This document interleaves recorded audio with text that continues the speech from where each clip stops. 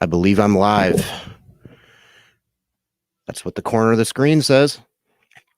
Not sure how many people are watching yet. Marty already commented. How's it sound, Marty? I'll give it a minute for people to come on. Looks like I have 0 people watching right now, so kind of no point in really talking to myself. We'll give it time. Let's see. Oh, 6 people. All right. What's up, folks? Start talking. Start asking questions. I think I'm actually gonna... You are many numerals above that, my friend. I have a thing. I don't know if it's like a weird subconscious, like emotional response manifesting itself physically, but even though it's freezing down here, like not just on like live streams, also recording, like, which I can edit and nobody's hearing it until it's released. Like, I get hot down here. It's kind of weird.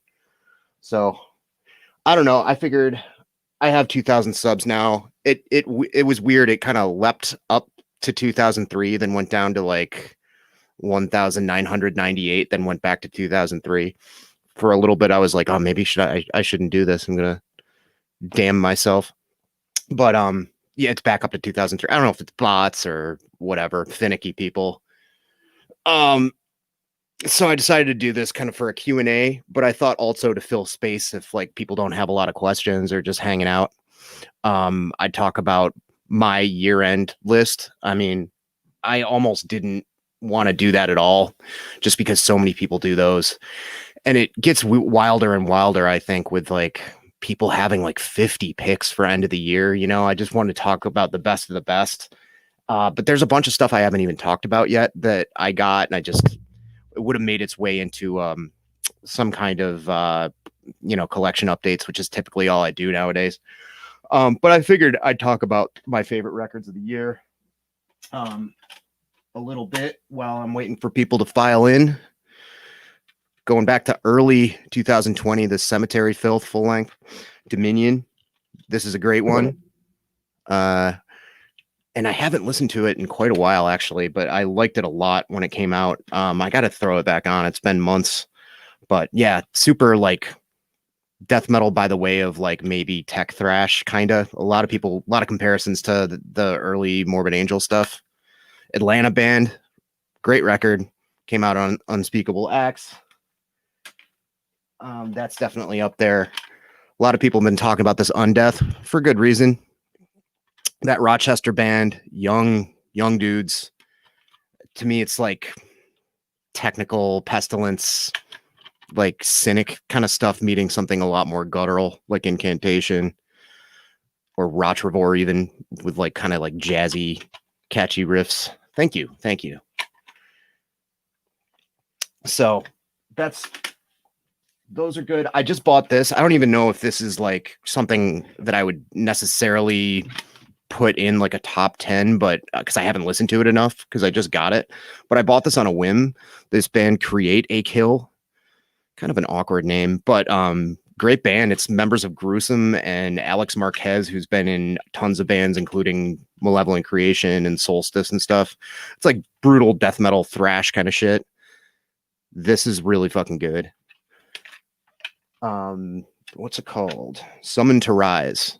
I've spun that a whole bunch of times, but not enough to be like, oh, it's one of my favorites of the year. Kind of similarly, also the new Conjureth, really fucking good death metal, catchy stuff from Wayne. Great record. The first one, that was the Cemetery Filth Dominion full length. So while I'm rattling these off, does anybody have any questions? Going to listen to Celtic Frost box set tonight. Always a good choice. This is really good. This Overdose full length, 2 Wheels and Gone. It's got boobies. Motorhead worship straight up, but like intelligently done, well curated kind of Motorhead worship. Definitely got the vocal style down and everything. It's the vocalist from Speedwolf, who's like one of my favorite bands, Reed, who lives in New York now. I used to live in Colorado. They get the slower Motorhead stuff down. You don't hear too many Motorhead clone bands doing like, like Iron Horse type of songs, and there's like a lot of that like real pummeling like mid-paced rock and roll on that, which is great. Couple of reissues. The Gizm finally came out, the Detestation reissue. Classic Japanese punk metal stuff from way ahead of its time. 84, blazing leads, like growling barked vocals, almost like death metal level in like 1984. Real like raw production, real wild. All right, let's see. Who's got the question? How do you find time to balance work, fam, and listening to all the stuff you pick up over the weeks? Well, Marty, often I don't, as evidenced by my long drought periods when I'm not making videos. A lot of it has to do with my schedule, being an overnight guy, and the fact that I work alone, and well, mostly alone, and I can have a Bluetooth speaker with me and I rip all my discs to a cloud, and that's how I listen to them. Sometimes I'll even tape vinyl and bring in a Walkman. So I listen to all my new stuff a lot of the time at work. And it is a tough balance. A lot of it isn't really so much time. A lot of it's just finding inspiration to do stuff with like being tired all the time. Usually it's easy to shoot videos Sunday night after everybody's in bed. I tend to be up late, my sleep schedule doesn't always balance particularly well. So that works to my benefit, quote unquote, at least in regards to like making videos if I feel up for it. But yeah, it's a lot. I mean, it's the holiday weekend. We had Christmas yesterday, of course. I hope everyone's Christmas was good if that's your thing. Yeah, it's not easy. It's a balancing act, but you got to want to do it. And I don't always want to do it. That's just kind of how it goes. And of course, I get myself into more trouble by starting a Twitch channel, which I need to do again. I did it like 3 weeks ago or something. It was really fun. So, and I had it set up. I was going to show everybody the template for it, but for one reason or another, my the other camera that I have that zones in on the record spinning isn't connecting to the OBS program. So I'm going to scratch that. And it's just a background of like my channel art anyway. Any 2021 music you're looking forward to?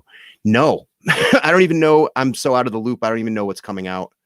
Really. I think there's probably a few things that I can't think of. Like somebody out there, feel free to remind me. Yeah, I don't know. Right now I'm like, I think I'm going to try to play catch up with all the music that I have already. But I always say that and then buy tons of shit.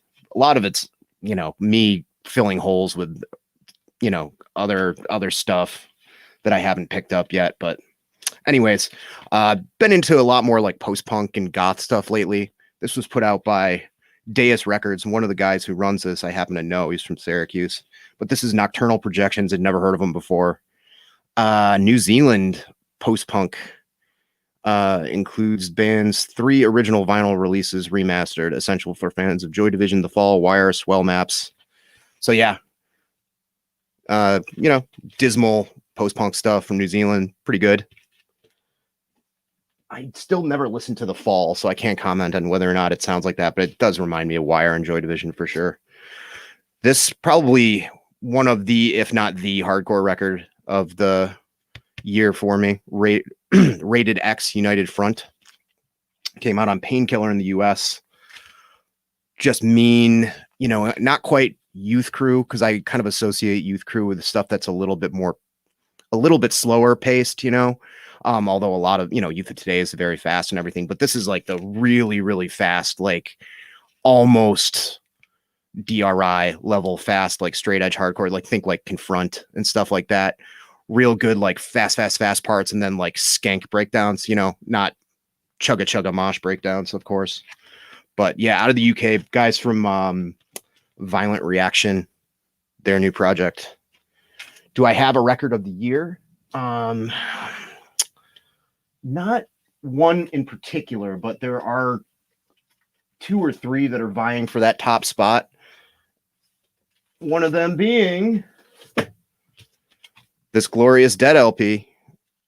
This is so fucking good. Into Lifeless Shrines. you know, I've burnt out on death metal. I'm getting my sea legs back on with it and listening to it again. But just because there was so much that came out in 2018 and 2019 as far as new death metal, I really didn't want to hear a lot of it for a while. And I checked this out because it's Marty's band, and man, is it so good. I think it's just the quality of the riffs and everything. I mean, I'm kind of openly filleting somebody in the chat right now, but straight up, I'd be saying this whether or not I knew somebody in the band or not. So tied with that is a couple of other ones. I mean, it's hard to say just one. I've probably listened to this one the most as far as like plays over and over again. This Chubby and the Gang record, Speed Kills. This is British oi, I guess, like rock and roll kind of punk rock stuff, brick wall kind of shit, very like blues based, blues bars, a lot of that like Chuck Berry sort of riffing style stuff. Really, really catchy, really, really tough sounding, you know, shouted vocals, real like in the pub, throwing them back kind of shit. Speaking of which,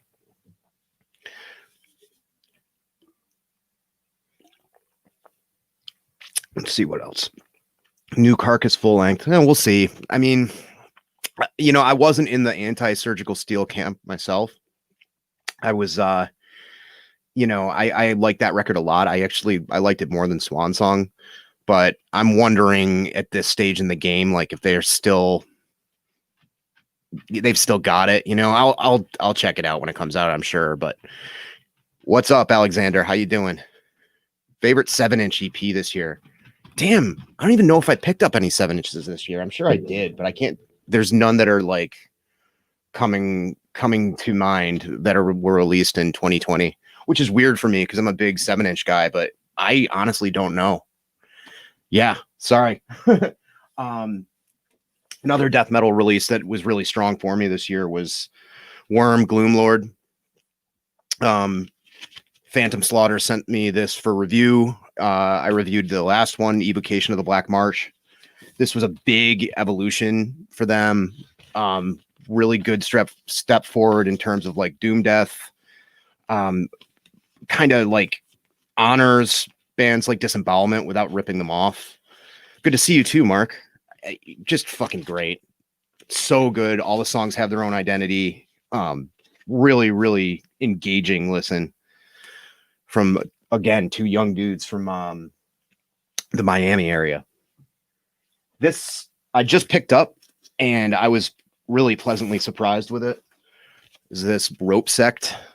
The Great Flood came out on Iron Bonehead, which is interesting because they're pretty much like goth, like death rock kind of stuff. And I don't know why I'm taking all this out. Look at this poster. Oh god. It's just huge. There's nothing offensive on it. Yeah, I mean, this almost sounds like it, like hard rock and metal kind of riffs, like 70s, almost like in places, or like NWOBHM. It's not like that real bass driven, like watery single note guitar kind of goth stuff. The vocals are very like sort of gothy. But the music is almost kind of more rock based, but it's definitely still like dark wavy kind of shit. That's really good. Let's see. Yeah, that Rope Sect is really good. Stormkeep. I haven't heard the Stormkeep record. No, there's a lot of metal that came out this year that just missed me. We were just listening to the new Skeletal Remains last night because I got it for my wife for her birthday. Or for Christmas. What the fuck? I got her a couple of records for Christmas. I got her that newest Deicide record that just came out and that new Skeletal Remains. And that new Skeletal Remains is really good, but I haven't checked it out until now. There's a bunch of new stuff that I got. The new Incantation. I like that. Okay. You know, yeah, there's a bunch of stuff I just kind of was like, I haven't heard the new Necrot. Like even the first Necrot is just okay to me, you know, like really good live band. And Mario from Costa Rica dubbed me one of their demos, which is great. But that first full length, I was like, this is fine, you know, and I think that's why I haven't listened to as much death metal lately, because a lot of it's just good, and that's fine that something's good, but nothing really has knocked my socks off except for a few recordings. So like the Glorious Dead. I also picked up this Horror Evacui. This band played a basement show in Boston, and I was at it, but I had to leave. And I'm bummed because I knew like they were popular with a lot of the punks in Boston for a while because everybody was into darkwave for a hot minute. And this record's so good. It's Italian, just knocking stuff over. Italian goth rock, really well done. Very kind of Sisters of Mercy-y, kind of made in a lab, sounding like perfect goth rock stuff. All of their releases are good. I think this is their best record yet, and it came out on Agipunk. Yeah, and that actually caused me to go on that spiral of like deep diving on tons of goth shit lately. So let's see. Congrats. Thank you. Newer Deicide is great, but I'm biased. I thought that new Deicide was really good. I listened to it when it came out. I have not listened to it yet. The new record from Ruin. No, and I would like to check that out because Ruin's one of those bands that kind of stands out to me from all that death metal stuff. Akakake. Never heard them. Never heard them. I kind of shy away from a lot of black metal is stuff, especially stuff that's like on bigger labels and shit like that. Like I never even listened to Behemoth until like a year ago, for example. So that's kind of funny. The new Akulu. Yeah, I'd like to hear that. I like the couple of, I mean, they're like a digital only band for the most part. They put out some 7-inches actually. The couple of EPs they did is good, you know, Killing Time-ish kind of hardcore stuff. Womb Bath. No, I heard a recent split 7-inch. I think they did. That was decent, but I have not heard the new Womb Bath. So I just kind of rip through all those. I tend to talk very fast. You know, I get all kind of amped up and shit. So yeah, let me know. Thank you. Thank you, Deathlike Reviews. Grindy black metal. Yeah, I mean, I might dig it. You know, I'm really picky with most kinds of black metal. If you don't know that about me, just there's a lot to that sort of like second with the groundwork of that second wave sound that took me a long time to get into. And I think I've mentioned that plenty before. But anything that's kind of like trebly and hissy like that, it took me a little while to come around to it. I'm way behind. Right on. Yeah, I can't think of anything really black metal that I got into this year. That Martha tape that I just talked about, that's really good. That's the drummer from Horror Evacui, playing everything. But that's not even really straight up black metal. It's more like, well, it's very like Bathory kind of. It's like Bathory meets Sacrilege. It's really good. And that band The Passing, that were like more kind of like almost like D-beat black metal. That's also great. I would have like pulled those out to show them, but they're up in the kitchen jam box basket right now. So, New Depravity. Yeah, no, I don't know. Is that the Finnish Depravity? They put out a new record? Huh. So, hey, what's up, Barbecutioner? That's a dude right there. I think you did say congrats. Yeah, you said congrats, I think, on your latest video, Eric. Everybody, by the way, Eric Bauer's having a contest. I am going to try to film a video for it either tonight or tomorrow sometime. But you can win a prize pack that includes a VHS of Repo Man, which is something everyone should own, and as well as some cool records. It's like a 4 personal records, and one of them has to have a cop on the cover. Or is it 5, Eric? I'll have to check. But yeah, do Eric's contest. Win free shit. New Sodom. Yeah, I did hear that. I thought it was okay. You know, pretty all right. Getting into more. I can't get into. I know this is going to sound like real basic of me, but the band's called fucking Mork, man. Maybe you have to be of a certain generation when like remembering that Mork and Mindy show being a thing. But I can't. It can't convince me that it's like evil fucking black metal or whatever when it makes me think of Rainbow Suspenders, you know. I just man, I haven't. Yeah, that new Malocarpitan, hopefully I'm not destroying that, is really good. All their stuff is really good. I would like to pick that up at some point. Let's see. Chat's starting to move, starting to pick up. How many people are what? 32 people. Jesus Christ. New Onslaught. I'd check it out for sure. It's 4. Okay, it's 4. Right on.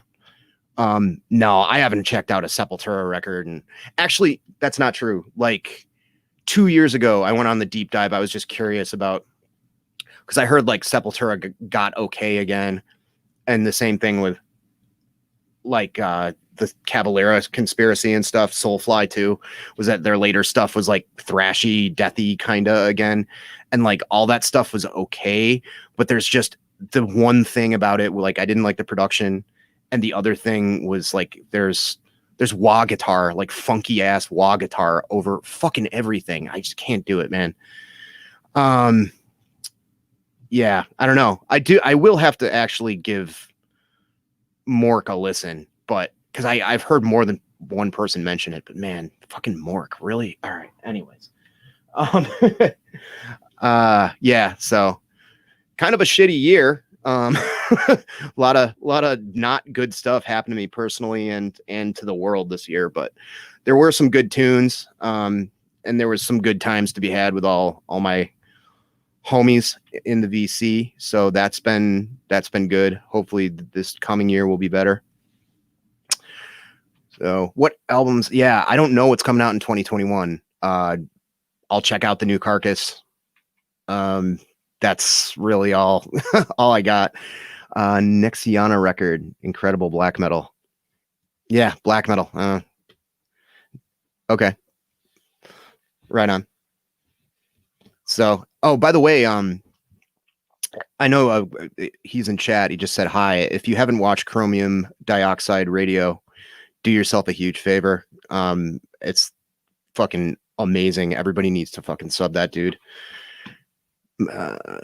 Yeah, Children of Technology. Okay, I like them. They don't totally knock my socks off either, but like anything that goes for that sort of Motorhead, Venom, metal punk kind of thing, I'll definitely enjoy it, you know. Yep, new Napalm Death. Oh fuck, you're right. That totally has a place in my heart and on the list. I forgot to pull it. Yeah, how could I fucking forget? Yeah, I actually bought that on multiple formats. That's how much I like that record. Yeah, that record's really good. I think it was a big step up for them over the past couple. I don't think they really had any bad recent records, but that one was particularly strong. I just saw the artwork and I was like, this is a total nod to Discharge. This is going to be good. So new Tribulation. Tribulation's a band I need to explore their back catalog. I know that they were a big deal for a while. But I haven't, I feel like they were pretty hot, like on the NWN board for a while and stuff. And they just they had a big shift in sound. Did they not, like after their first record or two? Because they were doing like a Swedish old school death metal thing and then got kind of weird and gothy or something. Yeah, I'd give that shit a listen because I know they were a huge deal for a while. They just missed my radar. I hear them compared to Morbus Chron sometimes. I don't know if that's accurate or not. I want to check out that band Swevin too, which I know is like guys from Morbus Chron. Did they come out with a record this year? I don't know. Caustic Wound and Warp Chamber. Okay. New King Diamond. Yeah, that would be great. New Tribulation. But yeah, I know that was a divisive thing. Like people were like, oh, the latest Tribulation record fucking sold. They've sold out. Blah blah blah blah blah. I don't know. People never like they said that about there were a lot of people saying that about the second Morbus Chron full length Swevin, which I thought was incredible. It's like a psychedelic death metal record. I apologize for the state of the bunker, by the way. Behind me, you can see what looks like a pile of cardboard next to that air freshener. That's all VCLT for some of my tightest friends. I've just been using the state of the post office as an excuse for being lazy and not sending it out. I would like everybody to actually get their records and not get lost in the fucking dimensional wormhole that is the USPS right now. Who in chat is waiting on stuff for over twice as long as it should be, probably plenty. Moonspell, another band I've never really heard. God Thrym. Okay, it looks like it says God Rhythm, which is like a Wisdom in Chains album. Pretty good one at that. 20 albums in limbo. Oh, that sucks. Fuck. Yeah, that sucks, Alexander. I have a bunch. One that I'm like really kind of freaking out over is like, and I won't. I mean, I'll put a trace on it after New Year's if I still don't have it. Is like a couple of kind of expensive records that I ordered from Europe. So like that's not because I tracked it. The records were coming from Belgium and they've already made it through customs like on the 7th. So that's not good. You know, it's like the first disharmonic orchestra full length and a Trepanempal record, which aren't too expensive, but like after you factor in the exchange rate and how much shipping was, like I'd really like to get those and not have them lost forever. Lord Vigo, dude, like Vigo the Carpathian from Ghostbusters 2. I'll listen to that shit all day. I swear, like there's some traditional doom that has like some really great names that I intentionally think are unironically named as such, like the Wandering Midget. Like I fucking can't. I know that's a fucking little person slur now, but Jesus Christ, they seriously called themselves that. Mine is the Italian press of Sepultura's Dante dropped of okay. Sorry State a month ago and still haven't received it. Yeah, I ordered some stuff from Sorry State and Grave Mistake, and the tracking for the Sorry State is like not even in yet. Like it's not, the little blue bars aren't even, they're all white, you know. It's not good. It's not good, but I'm patient. I don't like punishing people, and the Postal Service has a lot of fucking bullshit to put up with right now. So Hell Ripper are brilliant. I've heard good things, and I trust your opinion, Mark. Trepanempal. Yeah, that's the thing. Like I know their deal, like I know what they sound like, but I never heard them back in the day. And that record was one of those deals where I wanted to pick up another record since I was going to be paying the same amount of shipping, like pick up 2 LPs since I'm ordering from overseas. And a lot of the stuff that Discog seller had were really, really expensive. So the Trepanempal record was like €10 or something. I was like, I'll check this out. And I know it's like along the lines of like Dead World and Godflesh and stuff like that, right? So nobody talks about Tar Pond. Martin Ain. Oh, wow. I'll have to check that out. I had no idea that existed. This is why the internet's a good thing. Yeah, I mean, there's feasibly, it's impossible like that there's a band with Ripper in the name that I'll dislike. Like just by, it's a general rule. Like my friend Kyle, well, he's a Facebook friend, but this guy Kyle I know that lives in Canada is in a band called Hex Ripper, and I'm like, yeah, I'm sure Hex, or no, they broke up actually. And I think it wasn't a good breakup either, which is too bad. But I was like, there's no way Hex Ripper can be bad. I'm sure the same is for a Hell Ripper. Trepanempal is more like Young Gods. Oh, like the Swans stuff, right? Lumped into those bands, but don't sound like Godflesh at all. Oh, okay. All right. Well, that's what I always heard. But, you know, metal journalism can be wrong often. Yeah, my Gizm record came in. I was waiting on it for a while too. Yeah, no, I already got my Gizm record, so that's good. I don't know how long it was since it was sent out or whatever, but I got that like last week, which is good. The only thing that drives me crazy about the Gizm record, like I get it. I understand how, you know, it was a different time in the early 80s and we're talking about a Japanese band and there's a lot of other variables that are with it. Why they covered, you know, this had a swastika on it right here. And it was more of like a Sid Vicious trying to shock people kind of thing than actually any political commentary. But so they covered it up with a fake OBI strip, but whoever assembled mine was like hungover or something, because it's on at slightly a weird like diagonal angle. And I know this is total like OCD, like dumbass territory, but it drives me crazy. I want to pull it off and like put it on straight, like use a ruler. That's because I'm fucking weird. But what's funny is somebody actually took some Goo Gone or something, because you can't really pull it off without it like fucking up the record. Somebody used some Goo Gone or warmed it up or something and removed it carefully and took a picture, and it's not even a swastika on there anymore. It's a peace symbol. So why poorly place a sticker? I don't know. I don't know. That's kind of weird, you know? Industrial rock, like, okay. Thrill the Kill. Interesting. Relapses packaging. Yeah, man. I mean, whatever. It is what it is. I've heard a lot of people criticize the sound too, though, of that Gizm record, saying that like basically that they have bootlegs that sound better. I mean, it doesn't sound better than the bootleg I have. I know, I can tell you that. I think it's like one of those deals where like a lot of people just get used to like a poorly reproduced bootleg, just the sound of it, and it becomes like hearing it differently or better is somehow like a detriment to it, you know, for some people. I've heard that a lot about Abominations of Desolation because I have the Earache reissue of it, and then a bootleg of a tape. Like it's a CD, but it's like burned from like a cassette, you know, and I can't, whatever. It's all the same shit to me. It's fine. Yeah, I said it's quieter. I don't know. Yeah, industrial metal. You think it's making a comeback, folks? A little bit, you know? I think it seems like some of these newer hardcore bands are kind of incorporating some of those elements. It's kind of weird.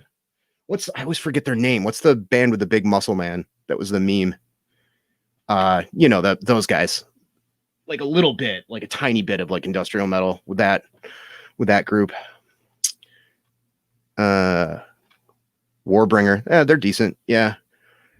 I got actually some industrial tapes in the mail the other day from Wax Trax. They had a sale, so I got like what did I get? Some Liebach and In the Nursery. So Harm's Way. Yeah, thank you. I don't know why I always forget their name. Probably because it's just super like generic, like Harm's Way. And I've met that guy too, that huge guy. Nice dude. We went to his old band was like a youth crew band and played with my friend's band, and we all went to Guitar Center at one time. And he was even massive and terrifying then, but super nice dude.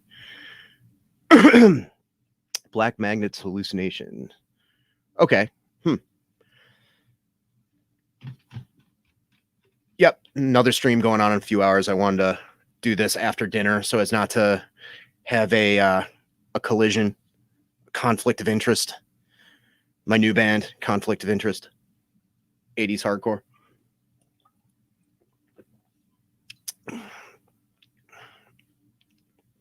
I mostly, as far as old stuff, I mostly just listen to Skinny Puppy. But I wanted to, like, I haven't really given Liebach a spin in a long time. So I figured I'd give it a shot. Muro. Nope. No idea. Is that, I don't even know who that is, actually. Muro, is that sludge or something?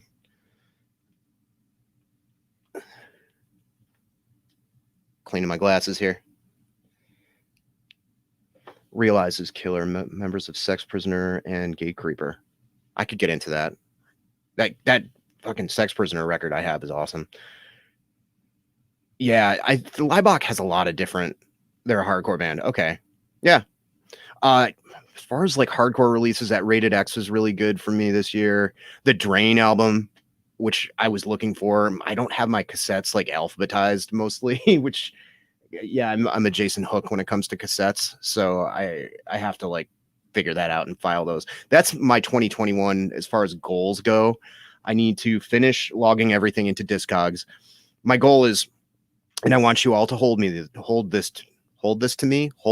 this, is that I want to file everything into Discogs,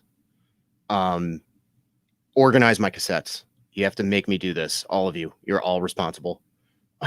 And stop buying anything for just a month so I can focus on that. Like I was going to stop buying stuff for a while, but we had a very fortunate like windfall of monies. So I bought a bunch of shit, including some Bonzers, you know. I'll show you guys, you folks. This isn't like super expensive or anything, but I've been wanting this for forever. This Metal Up Your Ass. This is the No Light Till Leather demo and the one song from Metal Massacre 1, the version I Hit the Lights, first thing I recorded. I've just wanted this for ages, you know. I have the shirt. It was just one of those like yeah, offensive like things to wear in high school and have to turn inside out, you know, like that shirt back in the day. And I definitely had the metal shirts of the day had a problem where they were wide. They're super wide and short. I had a wide short metal up your ass shirt and then rebought a bootleg of it. And now I have this LP. And I guess this was a real thing. Like it came out on Music for Nations. I don't know if this is a bootleg of it or an actual pressing. It's pretty nice. Feels pretty new. So probably not. The yellow marble vinyl, which is on the player right now. So I bought that. I got like the Pungent Stench Disharmonic Orchestra split. Got some other things that were kind of pricier, things that I normally wouldn't buy, but I'll probably attempt to fend off like my spendaholic urges for January so I can just get my shit organized down here a little bit better. I also want to focus on doing more content and doing more like the Twitch streaming and stuff because that was pretty cool. Yeah, I know they were definitely going. That was going to be what Kill 'Em All was called, Metal Up Your Ass. But I think they must have been John Zazula or whatever talked him out of it. I'm gonna grab my soda. There we go.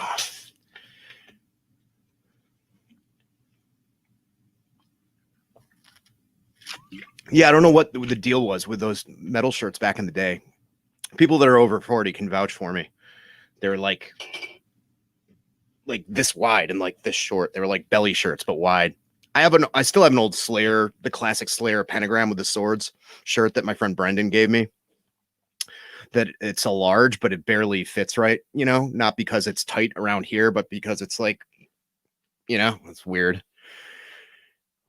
Blood from the Soul. Yeah, I thought that was interesting because the original project was Lou Collar from Sick of It All and Shane Embury. And as much as I wanted to like that record to spite the gland that breeds, like it just there was something about it that was just kind of missing. Nothing against Lou as a vocalist, or definitely not against Shane as a songwriter, but it's like, yeah, I don't know, a CD bomb. Looking forward to it. I got to make I want to make one of these days, Ben. I just want to make an avant-garde like art video, just like in black and white with like weird effects of just showing off all the stuff you gave me in the last box, like all those weird cards and stuff. That's like a pipe dream. I'll probably do it in like 2 years, like some like arty avant-garde VCLT from Ben video.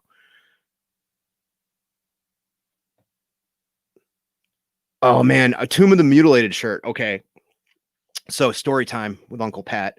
I was friends with this dude in high school. He was originally kind of a bully to me. But he was one of those metal kids that probably had some problems at home, gotten a lot of fights, super into death metal, took deicide 100% seriously, like scary, kind of a scary dude. And eventually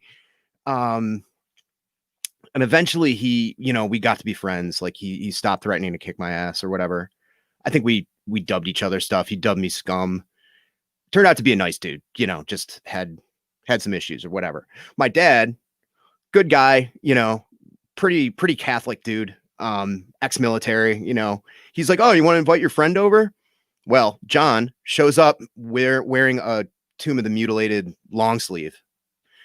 And I'm just like, well, how's this going to go down? Because my dad's usually pretty outspoken, you know, when he doesn't like something. And my dad also, I think, had this kind of deal where he just was like, I'm just not going to register this. I think he just like didn't really look or pretended he didn't. Cause I think he just was like, it's not worth it or something. But like, it was one of those deals where like I talked to John afterwards and I was like, did you think about like what you were wearing when you left the house? And he's like, I totally didn't think about it till I got in the door, dude. I was like, oh God.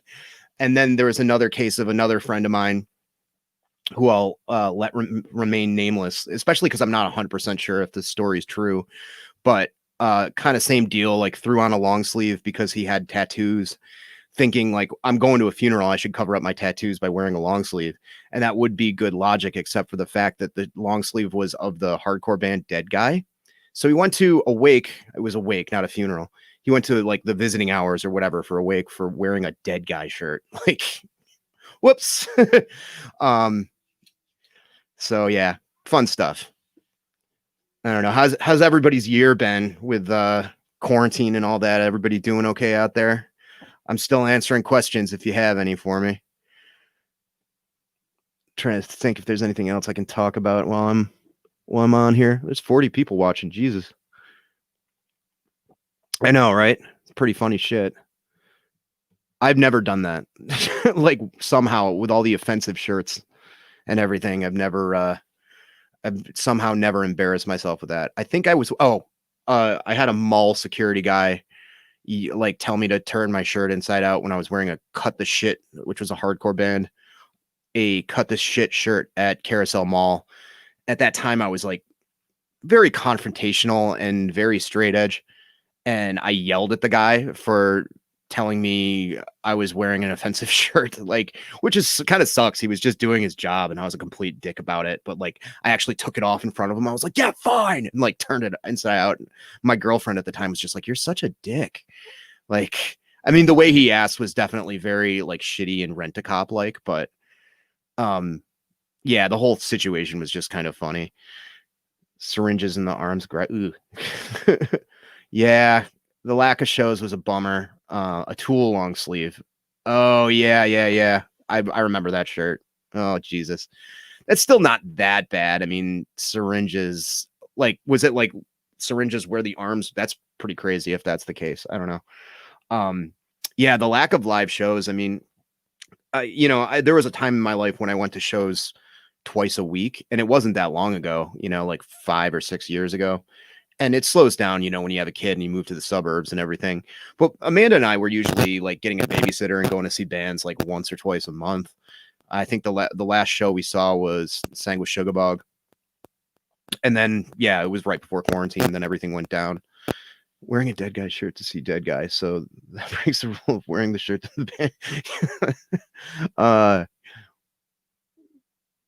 Wearing a Sick of It All shirt my first time in middle school back in 95, getting some ugly stares from the school adult police. I mean, really? I remember having lots of like Sick of It All swag over the years, and like I've just had people be like, what is that? Not getting that it's a band, like it's just like a I Hate Mondays kind of thing, just like a statement. Big Johnson shirt, oh god, yes. Big Johnson and the co-ed naked shirts, like the worst things about the 90s, especially growing up in a college town. Ugh. The most ideal band for me to sing in would be like, that's a good question. Right now, as an adult, probably just like a straight up hardcore band. That's probably what I've got in me lately. I sang in like grind bands and crust bands and stuff all throughout like my late teens into my almost 30s, and I never did it right, and I fucked up my voice. The last couple of bands I sang in before going on permanent hiatus from doing music were like more in the just kind of gravel voiced, like John Brannon or Paul Bearer from Sheer Terror kind of realm of things, which is fine. I if I could, right now, if I were to sing in any kind of band, I don't know what the vocal approach would be like, because you can go a couple of different directions, but it'd be fun to be in like more of like a crusty or like D-beat band, which is something I'm familiar with, but I don't think I could do like, like extreme noise terror, like doom kind of vocals. They'd probably have to be more along the lines of like Nausea or something like that.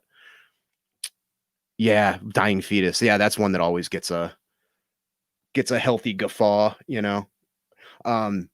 one shirt that like should have gotten me beat up, but I very carefully like made friends with some scary dudes that were there to fight the other scary dudes, was I went to see Agnostic Front right after they got back together, 1998, I think, and I went wearing a shirt of this band, The Disenchanted from Albany, and it was like a ripoff of the Jim Tebow, the pro skater shirt of like a Klansman hanging from a noose. And there were like maybe 30 or 40 Nazi skinheads there. So that was not a good idea for me. And at the time it was a joke. Me and my friend James, who sings for that band Rotten UK, were like, we should get Waddy braids, like Waddy from The Exploited, for a period had his mohawk and like he had extensions and like they were like red and green and stuff. They're like just ridiculous. And we're like, let's get wadi braids. It'll be funny. And we totally did it as a joke. And I had like a long braided green and black mohawk like down to here. So I had basically had a weave and I was wearing a shirt with a dead Klansman on it and was probably about 130 pounds at the time. And there were a bunch of Nazis there. So that wasn't a good idea to do. Thankfully, I did not get beat up. I went to this dude who was like the Buffalo Youth Crew guys who weren't a fan of the Nazis. And there was a lot of confrontations that year, a lot of fights. And I was like, hey, man, can I hang out with you? He's like, yeah, man, no problem. Thank you, Steve Titus. You missed it, man. I talked about my year-end favorites already. Maybe I'll do a little bit more of an official video if I have time this weekend and just, you know, because I definitely did zip through those. Yeah, I will. If you have an 80s metal shirt collection, I will definitely check that out, man. Hidden gems this year in metal. I don't know what's hidden anymore. I think yeah, I know. It's a terrible look. I mean, it was terrible on purpose. I will say a hidden gem, if you want to know. I did just talk about it, and I need to listen to it more because I just picked it up. Is this Create a Kill band, which is Alex Marquez from Malevolent Creation and some dudes from Gruesome. And it's really just really good, brutal thrash. Summon to Rise is the name of it. Haven't heard anything about, like, I just kind of found it randomly on Bandcamp, I think, or it was in a distro or something. It's on Repulsive Echo. But if you like, you know, Demolition Hammer and stuff like that, this is definitely along those lines. Good shit. I'm a dead ringer for Bruce McCulloch. Damn right. And his name isn't Danzig in the movie. It's Revo, I think. Some nights it's dark. I just spit. Some nights I work alone. Fucking love that. Fuck happy. Yeah, totally patterned my look after that. That's great. Why not?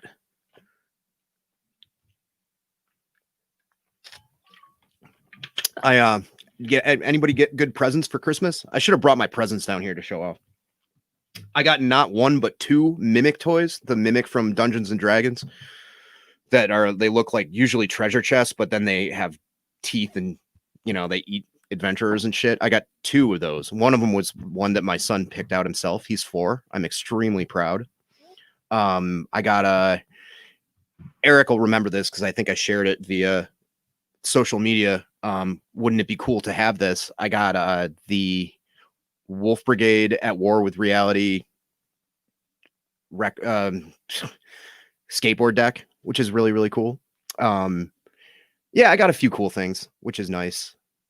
But yeah, that I'm not surprised that Alexander knows about it because he usually has a good taste in like a lot of thrash stuff. I don't know if a lot of other people know about it, but that record's really, really good. Just books about Slayer, Sick of It All, and Noise Records. What else do you need? You know? Yeah, there's actually a couple of books that I want that are out. I want to read that Finnish death metal book. I wouldn't mind checking out that USBM book just to read the part where Marty's quoted. What else? There's a book. Wait, there's another one coming out that I can't think of right now. There's a couple of books that I want. I'm out of fucking room for books down here, though. That's the only bummer. Yeah, I don't know. There's also a new documentary coming out about Detroit hardcore that I'd really like to see. It's like focuses on the freezer scene and like Negative Approach and stuff. That looks really great. I was gonna say there's a book, but that book's already out. It came out 5 years ago or longer. Yeah. Fucking Rotten Long Sleeve. Everything else. CDs, records, cigars, and DVD Blu-rays. Nice. Nice. I hope everybody had a good holiday at home. We just kind of hung out, you know, sat around. We watched that movie Soul, that Pixar movie. That was great. I thought that was really good, really cute. Enjoyed it. Ooh, Color Out of Space book on tape read by Richard Stanley. I mean, anybody see that movie with Nick Cage? I heard it was really disappointing.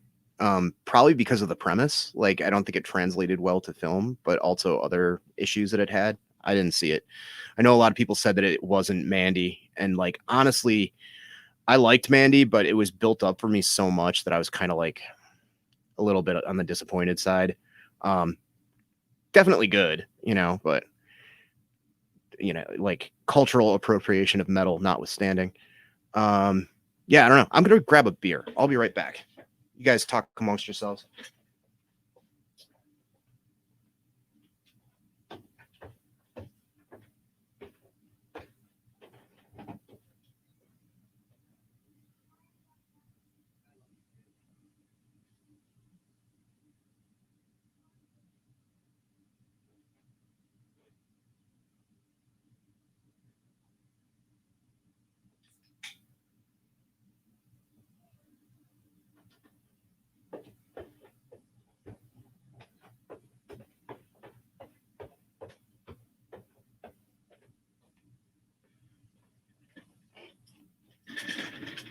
All right, I'm back.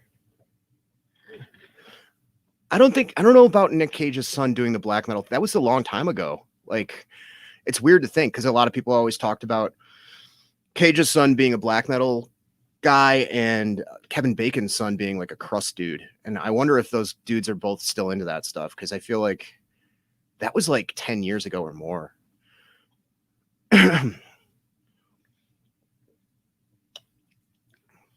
Yeah, I'll have to give Mandy another watch. Because I feel like I was so biased from the get-go. Just that like kind of reactionary, like, I don't want to like this because too many people are talking about it kind of thing, which can poison stuff, you know. There's nothing worse than hype backlash, even hype itself. I feel like I try to keep that in check. Panos Cosmatos. Imagine Nick Cage listening to Burzum. I'd rather get attacked by the bees from the Wicker Man remake than listen to Burzum myself. Yeah, Evangelica. Nick Cage is one of those people. He's kind of had a renaissance, it seems like, in his career. You know, he's doing cool movies again, but I mean, he was definitely in it for the paycheck. He's like notoriously like sets money on fire. I feel like I always heard that he's so in debt like a lot of the time.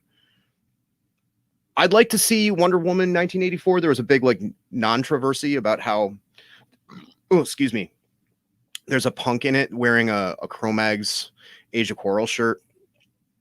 And there a lot of people got really nerdy and was like, that record didn't come out till 1986. And actually, John Joseph came on Instagram and was like, let me clear it up. The record, the cassette version of the record, like DIY, came out in like 84, was written in 84. And we were playing gigs and had merch. So calm down, you know. But anybody that really cares about like a 2-year difference like that is silly, in my opinion. The actual movie, I don't know. I'll check it out. Like, probably out of curiosity, you know. Eyes of Nocturne after doing one album. Was the album any good? Anybody? Yeah, Crazy Cage is awesome. Yeah, what'd you think, Eric? Any good? Because I keep hearing like wildly like varied reactions to that movie. Burnout on the superhero thing. I hear that. I rewatched Endgame 3 days ago. I think that holds up. I like that shit, but yeah, a lot of that stuff, I don't know. I'm good. Plot wise, not nearly as good as the OG. Yeah, I haven't seen the original either. Arsh Anubis. Don't arsh my Anubis, bro. 96 on, well, we'll see. I don't always agree with the Oracle's summation of things, but I like a lot of bad stuff too. Infinity War.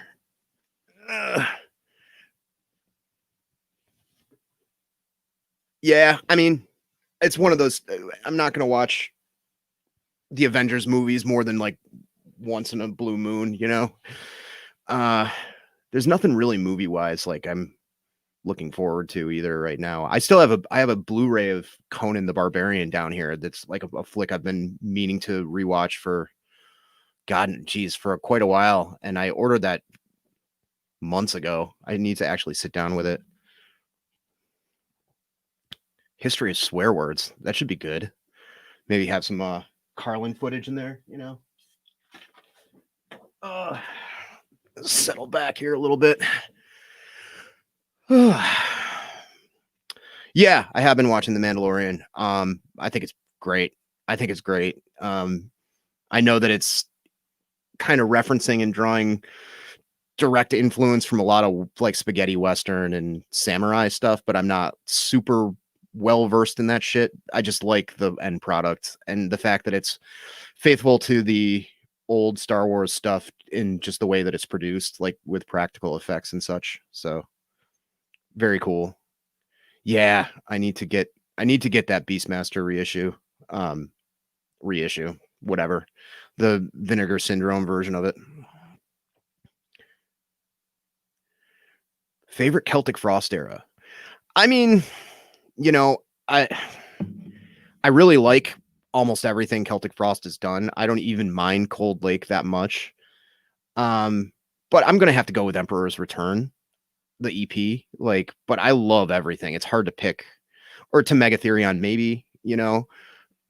I'm kind of in a weird camp because I really like Into the Pandemonium, and it might be because I discovered that record when I wasn't really into metal for a while. Like last year of high school, I was listening to tons of goth and industrial stuff, and I came across Into the Pandemonium, and I thought it was fucking awesome. And I love the Wall of Voodoo cover and the fact that they start with it. It's totally strange. You know, a lot of people are like, "What the fuck?" I think it's great. And also, my friend Mario down there in Costa Rica sent me an OG copy of Vanity Nemesis on CD, which is something I was never familiar with. And I think that record's wicked low rated. I think it's really good, actually. Monotheist is another one that, like, I remember when it came out, I remember just kind of not paying attention and missing it.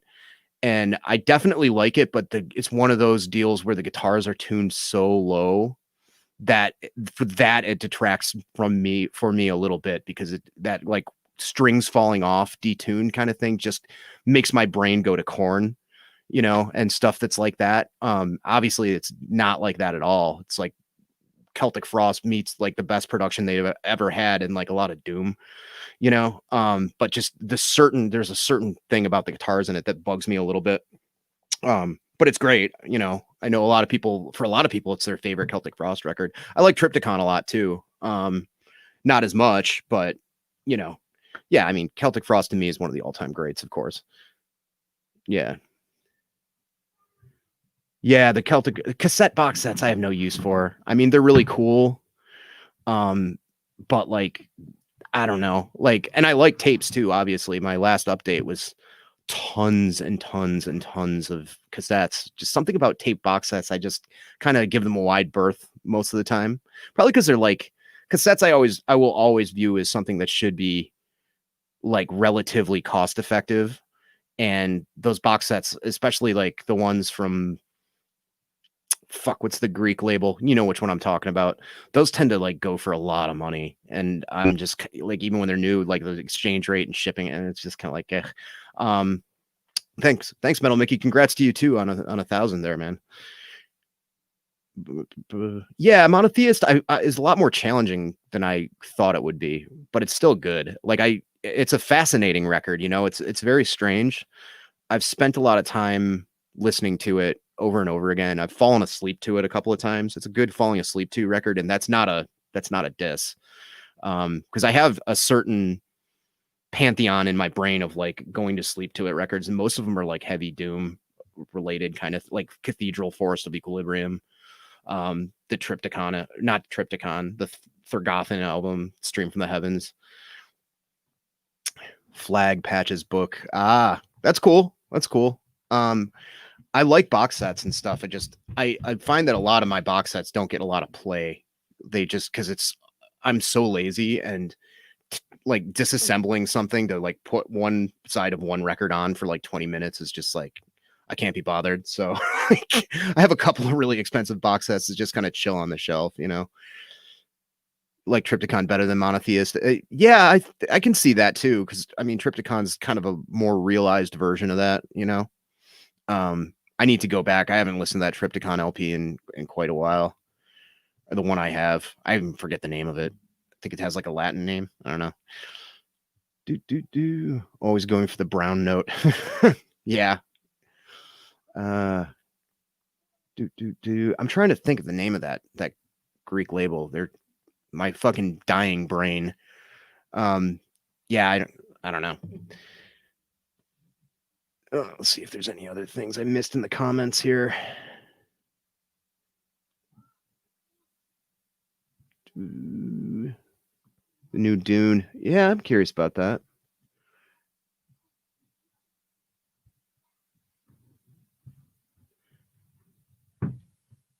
Unhinged with Russell Crowe. Haven't seen that. Gotta love a good Crowe movie. My Dying Brain. Yeah. Somebody was on here mentioning Hell Ripper earlier. I was Mark, actually. Mark G with a C. I'll have to check it out. You know, that's some pretty good testimonials there. Floga, thank you. Yeah, all those Floga reissues are really well done. But you know, also like I'm such a picky bastard. Like there's very few bands where I want all of their output because like I'm not gonna really totally enjoy everything they've done, or I'm like, I don't need every single record by X band because so many of their records kind of sound the same. Like, am I gonna sit down and listen to all these? Like, although, I mean, really, when you get down to it, like, am I gonna sit down and listen to like a fraction of everything I own more than once? Like, come on, like, collector scum weirdo, you know? Which is, it is what it is, you know?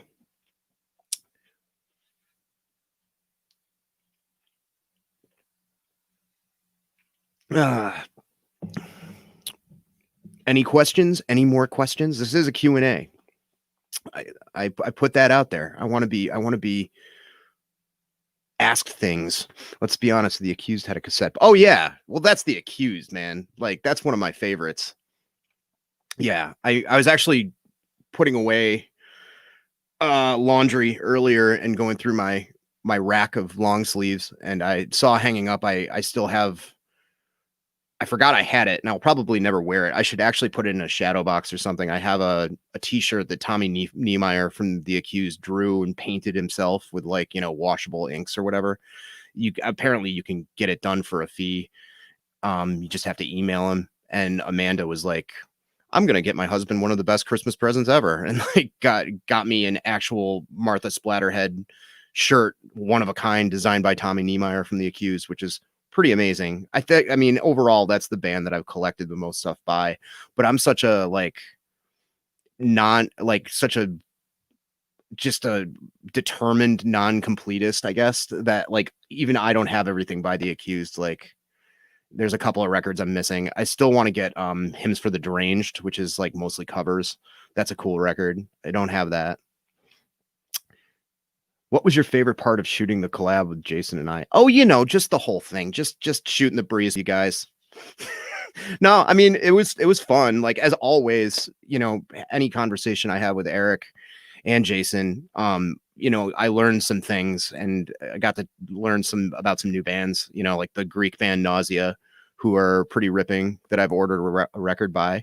I'd like to see an actual metric breakdown on like a spreadsheet of like how much money each of my metal YouTuber friends is responsible for me spending on stuff that I would not have heard otherwise.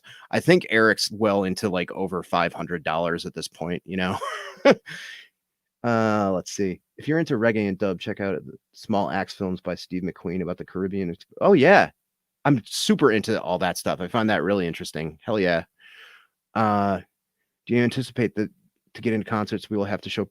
I mean, that's what they're saying. You know, I've heard all kinds of different things about, and it's already become a reality to do other stuff. Like when I had these dope frosted tips done, when I got my haircut and dyed, I went to my friend Sarah's salon, and she had the little Mark of the Beast scanner thing for my forehead before I came in.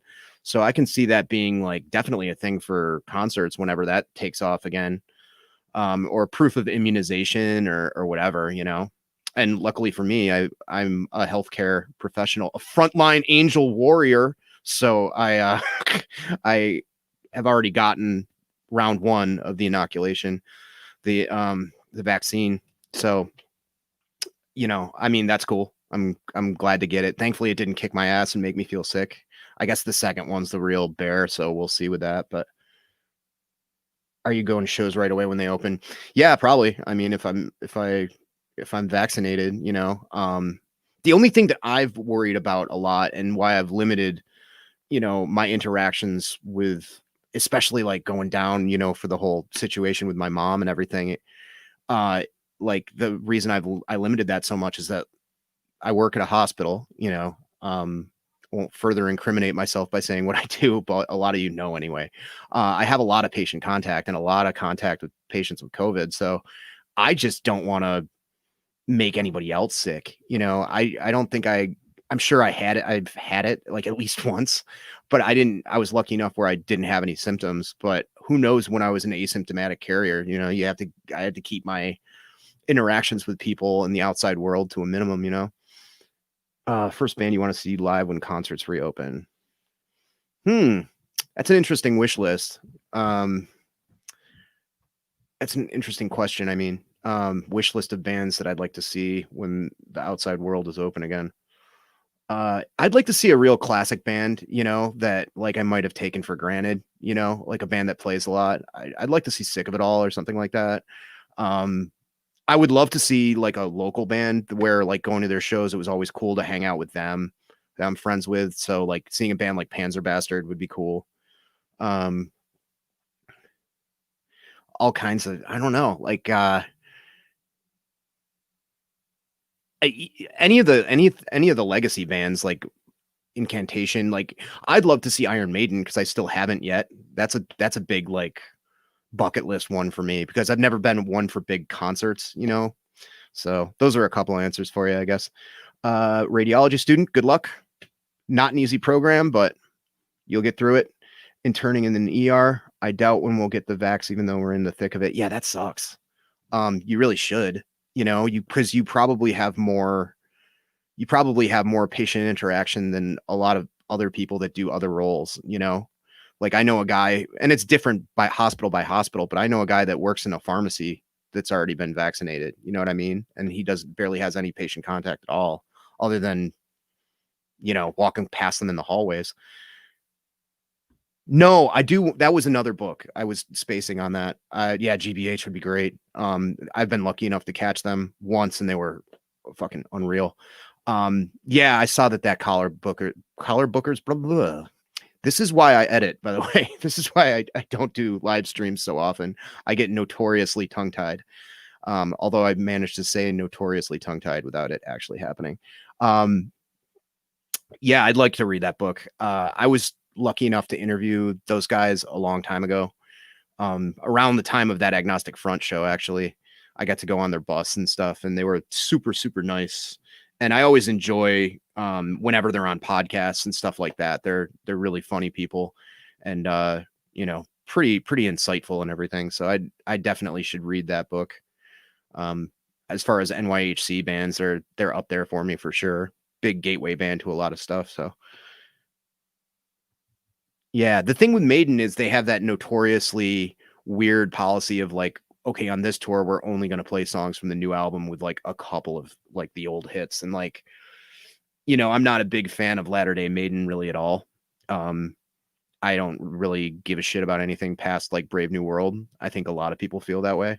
It's like weirdly arrogant. I mean, whatever. Like some people they're hella players, you know, they can play their asses off, but just a lot of that stuff's just too long-winded for me anyway. Yeah, they're over $100. I mean, I can afford that nowadays, but that's still crazy. I don't think I've ever spent that amount of money on like one ticket for a concert, you know. I don't even know what the most expensive. I think the most expensive concert that I ever went to was the only stadium concert that I went to, which was Billy Joel and Elton John, which was a hell of a show at Gillette Stadium. Which I mean, it was funny because it was my ex who was a big fan of those bands bands, guys, recording artists, singer-songwriters, and myself. And the only time I've ever been to a stadium show, and we were in the nosebleeds. Like there were no more steps. Like we were at the very back row, like at the very top. And you couldn't see, they looked like ants down there, but they had big screens that you could watch everything on. And it was a ridiculous scene. 250, Jesus. The most famous person I've met. Let me think. I didn't meet him, but I saw Al Franken walking around Harvard Square once. I met Adam Sandler when he was just on the come up. He was still on SNL. He was very nice. I still have a picture. No, it's on my parents' fridge, but there's a picture of me. I'm like 14 wearing a Creator Como Soul shirt. I have a bad mullet, and Adam Sandler's got his arm around me. He was very, very nice. He was opening for Bobcat Goldthwait, who I also met, who is from my hometown.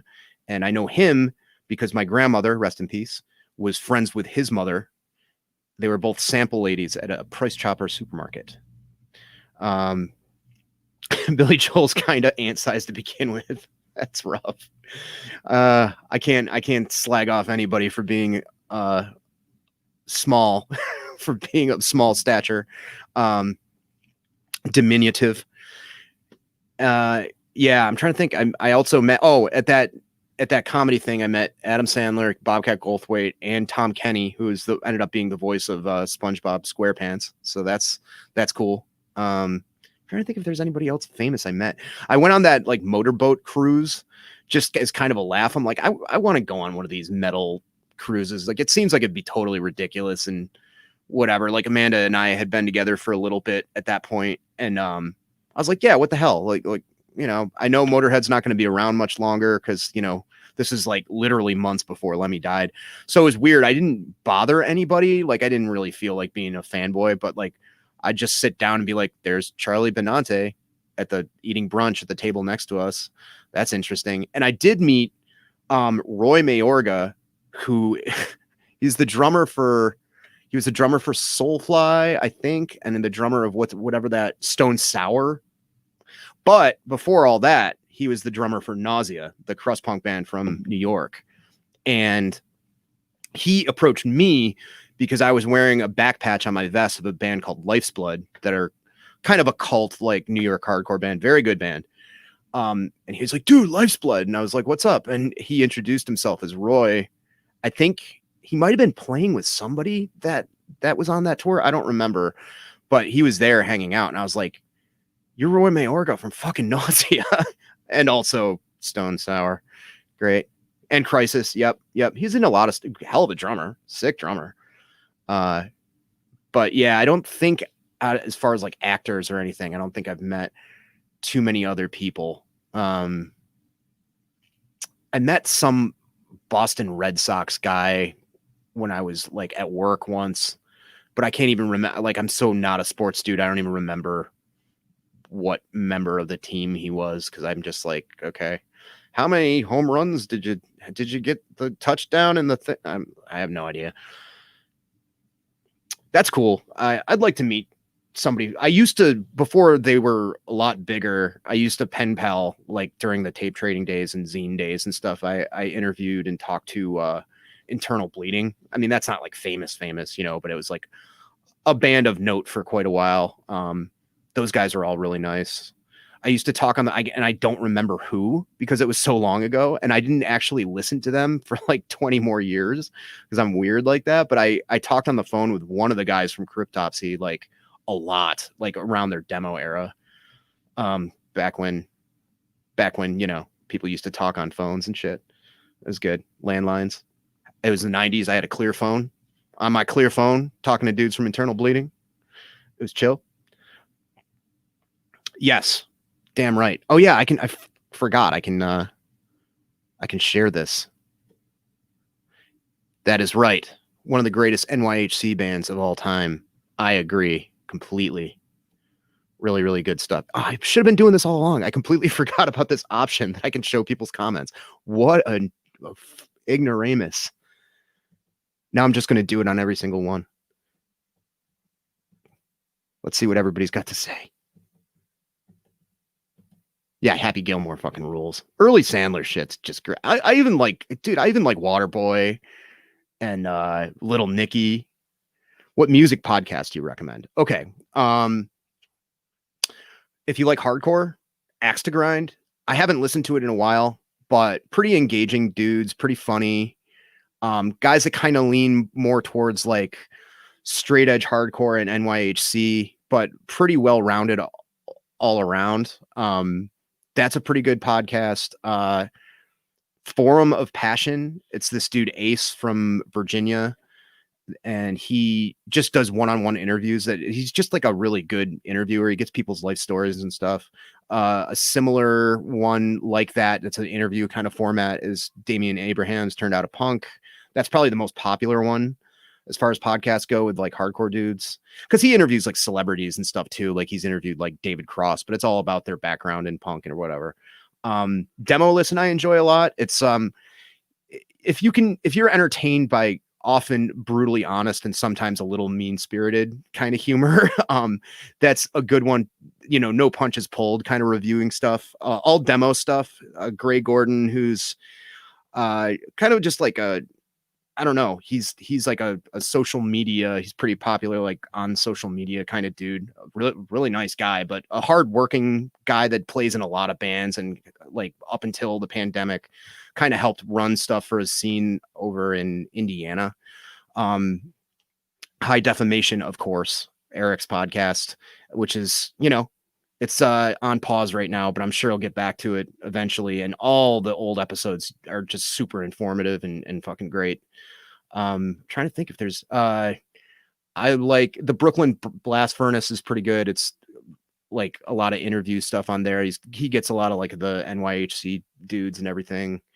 The Post America podcast with the guys from Wisdom and Chains, I like a lot. I haven't listened to that in a while though. I got to check back in with that. Trying to think what else. There's not too many metal ones that I'm really that into. I listen to the Toilet of Hell one sometimes. Those guys are pretty funny. Yeah, I loved Death Metal Dads when it was around. Like, if you can get a hold of the old episodes, that one was fucking hilarious. It was Aesop Decker and Shelby Lermo. Yeah, that's all the ones off the top of my head. No Dogs in Space.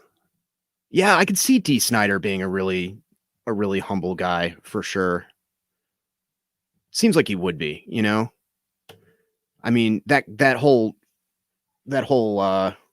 Senate hearing Tipper Gore thing during the PMRC era, that's classic shit. I mean, what a total Chad, you know? What a legend. Reaper Metal. I haven't listened to that in a while. I kind of burnt out on that particular podcast. I'm trying to think if there's any other. Oh, Heavy Hole. In the Hole. Not sure if that's the same.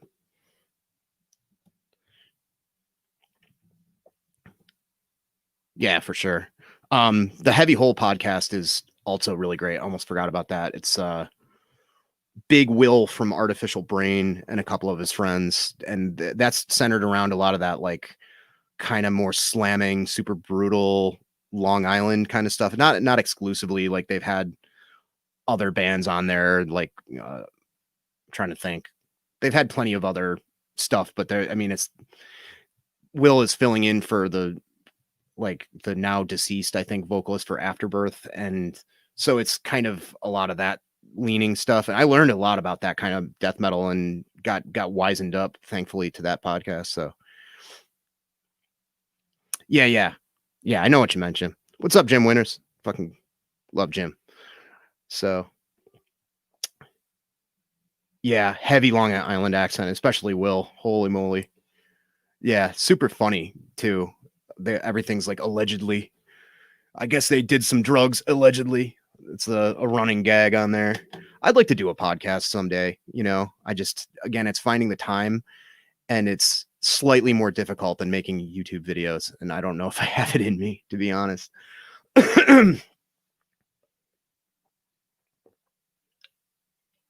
Yeah. So more black metal. Okay. Yeah, I haven't heard it. And there's other stuff. I mean, I've propped up Junk Food Dinner, although I haven't listened to that in a while. Uh, let's see, Worst Possible Timeline, which is like hardcore dudes, but they're not talking about hardcore. They're talking about mostly like politics and stuff. That's really funny. Any bands? Oh yeah, I'm sure there are plenty that I can think of. I was lucky enough to catch Typo Negative. I saw them on the Bloody Kisses tour, which was incredible, and I saw them like just about a year before Peter Steele died at the Worcester Palladium, and that was great. I would have liked Overnight Drive. Hell yeah, yeah. Overnight Drive is awesome. Andrew and Hans are funny as hell. And I knew Andrew quite a while ago, just from going to punk shows in Albany and stuff. And he was always a really nice guy. And I've slept on Hans's couch, but never actually met him because I was friends with one of his roommates. But I'm trying to think of bands that I would have liked to have seen. Well, especially now because I don't know if they can get back in the country, which is Master, because Paul lives over in Poland now, right? And like they played, and I totally could have gone. Like I didn't have to work the next day, and I was living just far enough of a drive away from the venue where I was like, oh, it's winter. I don't want to get out into the cold, and I'm sure they'll be back, blah, blah, blah, blah, blah. Because I wasn't as into Master then. You know, I didn't own anything by them. I just heard them and thought they were good.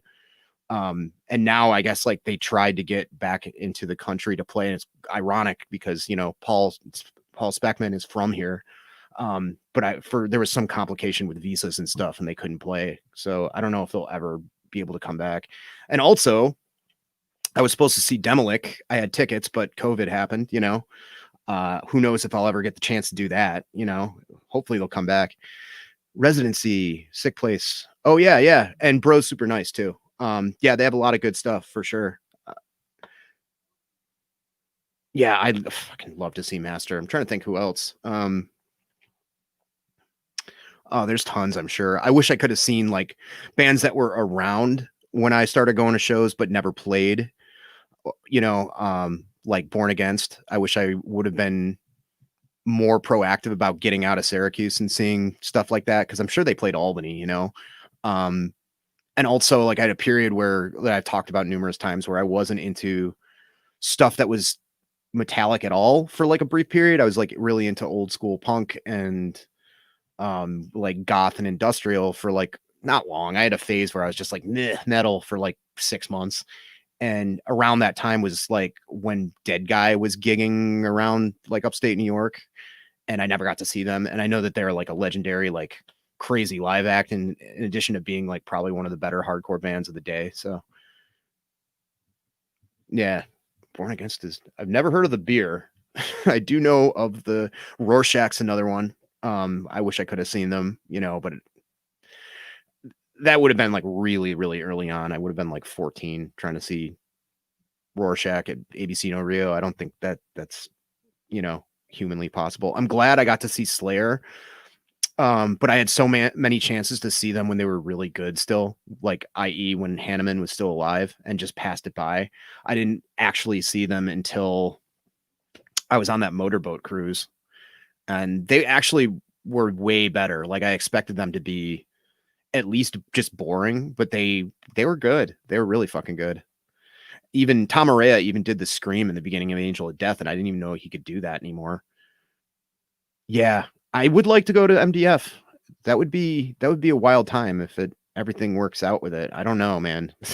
We'll see. Like, it's only 6 months away now, and it's weird that I'm saying only 6 months, but it's rough, man. It's rough. It's rough times. Sonic Youth. Yeah, that's kind of another thing. Like most unique band in metal right now. That's a good question. Let me highlight this while I stall for time and try to think of what the most unique band in metal is right now. I don't know. It's not easy for me to like think of that because a lot of the stuff I like is like blatantly derivative. You know what I mean? What was there's that there's that one Aesop Decker project that was like pretty out there that I feel like was like Giant Squid or something like that. I feel like that was pretty singular in its approach. Yeah, I don't know. I don't really go for originality in music. I want to hear stuff that effectively sounds like shit from the 90s, just like mashed up in a slightly different way. I mean, I feel like it's not even metal, but like stuff like Drain and Gulch is like they're hardcore bands, but they're taking these kind of disparate influences from like death metal and some types of punk, and they're doing it in a way, and Candy too, that are doing it in kind of a way that like metal's part of the sound for sure. I wouldn't call them metal bands, but they're taking parts of metal that haven't been bastardized into hardcore yet and doing that in like a pretty new kind of fresh approach. So that's my half-assed answer. Yeah, playing with Born Against in an enormous room. Was the singer a dick? Because I read I listened to a podcast, the Damian Abraham interview with him, and he's just like, yeah, I kind of went through this thing where like I was a big baby if the show wasn't up to my standards, and I did a lot of shitty things, and I think that's why I have a reputation for being a big jerk. Like he seemed like a pretty nice guy actually, but those rumors did kind of fly around about Sam McPheeters at the time. I can't remember. There was one where it was like there were pretty scary people at the show, and he was in like risk of like getting his ass kicked, and he just like was like, all right, if you guys are too violent, I'm just gonna read from this dictionary until you stop, or this Bible or something. Is the weird flex. Across the room, sitting down. Yeah, sounds about right. That's pretty funny.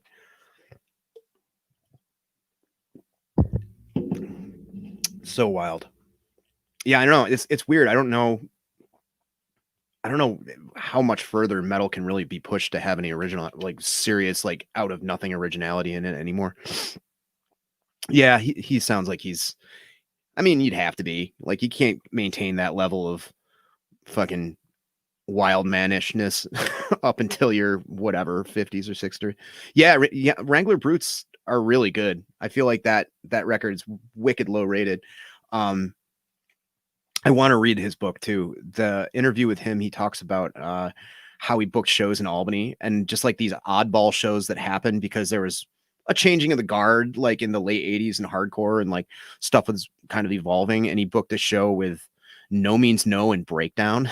Like that's a gig that I would enjoy both bands immensely. And maybe I'd be the only guy in the crowd that did, you know? Yeah, Men's Recovery Project I haven't listened to in a while. I remember them not being my thing, but like that was like over 10 years ago. Yeah, big fan of his lyrics and, you know, music and stuff like that. What's really funny is the debate on WNYU with Sick of It All, going back around to Sick of It All, because like the Born Against dudes, I mean, I like their lyrics, I like their politics, but that whole era of like MRR, you're a sellout shit was like pretty flimsy, you know. Not like the Sick of It All guys like definitely won that argument in my opinion. Things got pretty fucking heated, but I mean in terms of actual logic and stuff like that, I think they didn't really have, Born Against didn't really have a very good argument. It was like, you censored yourselves. And it's like, yeah, we want our message to get out to people, so we put a little star over the I and bullshit justice. Like, what's the big deal? Like, who cares? Yeah, I'm sure he is embarrassed about it for sure. Yeah, right on. Yeah. All right. Ed is here, Midwestern Abyss. I'm gonna hang out for a little bit longer, but I should probably head back upstairs pretty soon. Any other questions? Any other topics of discussion? All you fine people out there, you lovely audience. I'm trying to think if there's anything I can highlight here.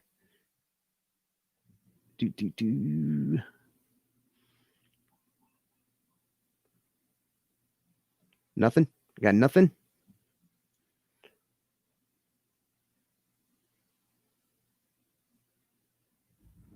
It's a lot of dead air, man. It's not good. I don't know what else to talk about. You guys like Undeath? Who's heard this? Rochester band. So this came out of Maggot Stomp. I feel like I'm kind of eating my words a little bit because there was There was what bands do I want to see at MDF? Because I said online recently that like there's only like a handful of Maggot Stomp bands that really blow me away, and that's true. Like I really, really like Vomit Forth, and they're a bit of a hard listen, but that Theatus band is really good. A lot of that sort of like cavernous, you know, caveman kind of shit's fine. Like I like that stuff just because I like Mortician, so I like bands that sound like Mortician. That's cool. Like Sanguisugabog and all that stuff. It's enjoyable. It's not game changing to me, but I forgot to mention that Undeath is now in the trilogy of like Maggot Stomp bands that really knock me on my ass. And this also came out on, I think, on prosthetic on other formats. Maggot Stomp just put out the tape, but one of my favorite death metal records of the year for sure. Lesions of a different kind. Anyway, what bands do you want to see in MDF? Oh man, I don't know. I only went to one MDF and I had a pretty good time. That was when it was still outside, but it was kind of a shit show too. So I'm like, I don't know. If I go, if it happens, all the variables, I don't know. I wouldn't mind seeing, hell, I wouldn't mind seeing some of the bands that I just mentioned. Like I'd love to see Vomit Forth live for sure. Just because that band's, I hope they do more. I mean, they have a CD that Maggot Stomp put out that's like a compilation of demos and stuff like that. It's 2 demos, I think. And it's like the best, like it's like just the short punchy parts from all the Suffocation songs and like really short, like really fucking violent sounding death metal. It's so good. I certainly wouldn't mind seeing Cemetery Filth, you know, Glorious Dead. I'd love to see Glorious Dead live. Worm, you know, as far as like older legacy bands, like I can never see Incantation too many times, you know. I'd like to see Deicide just because I'm curious to see if like they'd be good live still. Dismember, oh fuck yeah. Yeah, I'd definitely be into seeing Dismember. I saw them once. I saw them on I think the Maximum Killing Capacity tour. And they were great then too. Yeah. Still criminally not reissued. I'm sure there are, but off the top of my head, I'm having trouble thinking of it. I mean, so much stuff has gotten reissued lately that it's actually hard for me to think of it, you know? And there's, you know, I like a good amount of genres. I'm trying to think. I mean, not for me, because I have most of them, but speaking of Dismember, a lot of that stuff needs to be reissued, you know? I think I have the Back on Black pressing of Everflowing Stream, and it's actually not bad. I have it on cassette, an OG cassette as well. That's in decent enough shape, but nice reissues of the, like at least the first 2 or 3 Dismember records would be pretty rad.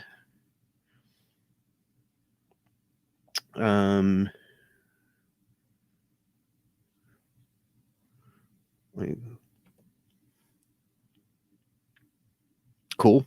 I can check that out. Colossus, maybe, is that probably a Citizen's Arrest reference, right? Carbonized. Yeah, that's a good one. I have a pretty decent bootleg CD of that I can't really complain about. Sounds fine. Oh, good. Okay. So I guess it is getting repressed. Nice. Yeah, Carbonized would certainly be cool, you know, and maybe a compilation with all the demos and everything too. I mean, I was really stoked when all the Pungent Stench stuff got reissued as well. Yeah, I'd like to see, I don't know. I can only think of stuff that just got reissued where I'm like, I'm glad that was reissued. Like there's this like Ohio metalcore band Ascension. I have the original EP of theirs, but their EP got reissued recently, and that's definitely a good one to check out if you haven't, if you like that kind of thing. Yeah, that's another band that, like, is it Pungent Stench, or is it like the dude from Pungent Stench doing Pungent Stench songs but under a different name, like whatever project that is? I gotta pee soon. I'm gonna have to go.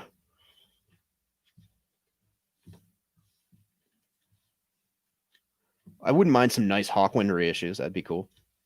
I don't know if that stuff has been reissued or not. Yeah. Just the one dude. That can be good or bad. Yeah. I feel like, you know, it can go one way or the other. Like, for instance, yeah, that's true. Yeah, I'd like to see like the Filthy Christians reissued, or Unseen Terror, you know, all that early earache stuff when they're still doing a lot of like, you know, UK hardcore and like grind and crust and everything. A lot of that stuff, I don't know. Dig's probably just like there's not enough money in it or whatever. Yeah. So right on. Well, I think I'm gonna bounce because I really have to pee and I got to take my son to bed in a minute. So I'm gonna do that. I hope everybody has a good time, has a good rest of their holiday, has a safe and happy and healthy new year. And that's about it. Thanks for watching and asking me questions. Peace out.